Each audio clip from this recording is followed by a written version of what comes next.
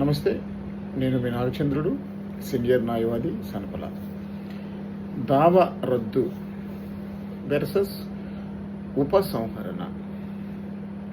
మిత్రులారా, ఇది చాలా జాగ్రత్తగా గుర్తుపెట్టుకోవాల్సిన విషయం. ఈ కేసు చాలా డిఫికల్ట్. దావా రద్దు వెర్సెస్ ఉపసంహరణ. ఏదైనా ఒక దావాని రద్దు చేసుకుంటా వెర్సెస్ ఉపసంహరణ చేసుకుంటా అంటే ఏమిటి? సో మిత్రులారా, మన దేశంలో సిపిసి అనే చట్టం అమల్లో ఉంది. సిపిసి అనే చట్టం సివిల్ వివాదాల పరిష్కార కోసం న్యాయస్థానం ఎలా విచారణ చేయాలో చెప్పే చట్టం సిపిసి చట్టం.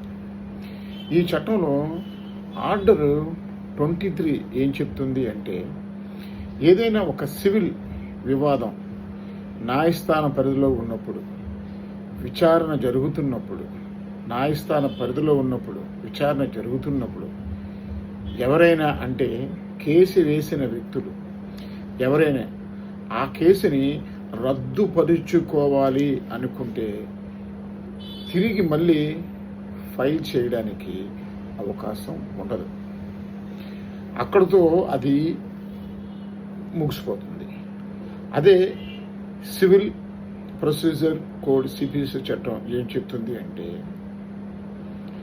దావా ఫైల్ ప్రొసీజర్ కోడ్ సిపిసి చట్టం ఏం చెప్తుంది అంటే, దావా ఫైల్ చేసినప్పుడు ఏమైనా ఆ దావాలో పేర్కొన్న అంశాలు మర్చిపోయి మన హక్కులకు సంబంధించిన అంశాలు, మన ప్రాపర్టీకి సంబంధించిన విషయాలు లేదా ఇతర విషయాలు ఏవైతే అనుకుంటున్నామో అవి పేర్కొనలేదు అని ఆ అంశాలు పేర్కొంటూ తిరిగి ఫైల్ చేస్తాము అని చెప్పి విత్డ్రా చేసుకుంటే, అది ఉపసంహరణ చేసుకుంటే తిరిగి మళ్ళీ మనము న్యాయస్థానంలో ఫైల్ చేసుకోవచ్చు. సో రద్దుపరుచుకున్నటువంటి దావాను తిరిగి ఫైల్ చేయడానికి అవకాశం ఉండదు.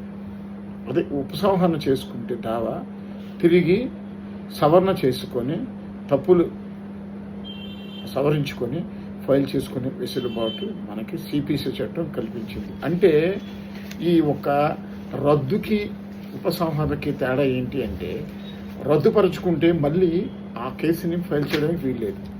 అదే ఉపసంహరణ చేసుకుంటే ఏవైనా రెక్టిఫై అంటే ఆ దావాకు సంబంధించిన కొన్ని విషయాలు